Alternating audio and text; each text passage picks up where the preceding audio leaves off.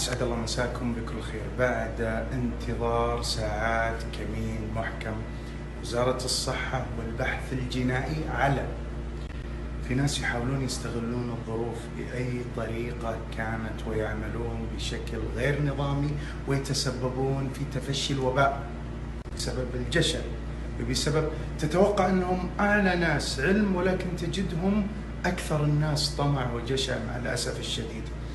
أحد المراكز عندهم ترخيص لمتابعة منزلية للحالات الحرجة في الظروف العادية، في هذا الوقت ممنوع يعملون بمساعدة مفتشي وزارة الصحة. واحدة الأخوات المفتشات رتبت معهم كمين على أساس أنه متابعة حمل، وجايين بأغراض حالتها حالة على الهشان يفحصون مريض بطريقة غير نظيفة. هذولي هم بحد ذاتهم وباء. أبوريكم له الأخ عبد الله القحطاني، إدارة التزام وزارة الصحة. طولنا من زمان ما شفناكم، لكن أنتم شغالين في الأزمة، الله يعطيكم العافية. شو الحالة اللي عندنا اليوم؟ زيارات منزلية للأسف في حالات روتينية ممنوعة، سحب عينات دم غير مرخصة تحت مسمى أيضا غير مرخص كما تشاهد. أنتم الآن في الحالة الآن هذا سحب دم، هذا مريض سابق أي ما نبي نطلع الاسم،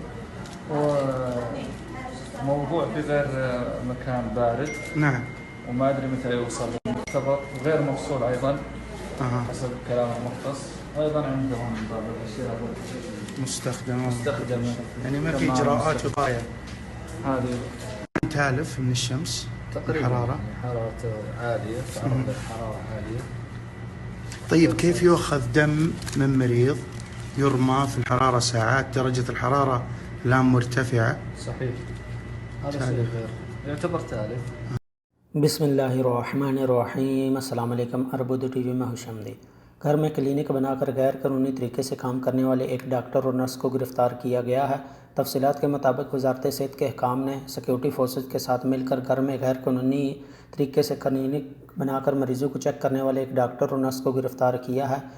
घर से मरीज़ों के खून के नमूने और नाकाबिल इस्तेमाल तिबी सामान और आलात बरामद किए गए हैं। मज़ीद बताया गया है कि डॉक्टर का तल्लुक़ सूडान से है और दोनों बगैर लाइसेंस के काम कर रहे थे और दोनों के पास सिर्फ विज़िट वीज़ा था। वजारत सेहत से तल्लुक़ रखने वाले अब्दुल्ला अल-गहतानी का कहना था कि मौजूदा एमरजेंसी में वजारत की दरख्वास्त के दौरान मरीज़ों की घरेलू सरगर्मियाँ हत्ता के लाइसेंस याफ्ता तिबी मराकज़ को भी इस सरगर्मी से रोकना चाहिए। इन दौरों में सेहत के खतरात शामिल हैं जो कोरोना वायरस की मुंतकिली का बायस बन सकते हैं। वीडियो पसंद आए तो लाइक करते हो, दीगर दोस्तों के साथ शेयर ज़रूर करें और कमेंट बॉक्स में अपनी कीमती राय का इजहार करना ना भूलें। अगर आप ये वीडियो पहली दफ़ा देख रहे हैं या अभी तक आपने चैनल को सब्सक्राइब नहीं किया तो चैनल को सब्सक्राइब करते हुए बेल आइकन को लाजमी प्रेस करें ताकि हर आने वाली नई वीडियो की अपडेट आपको मिलती रहे। वीडियो देखने का बहुत शुक्रिया। अस्सलामु अलैकुम व रहमतुल्लाह।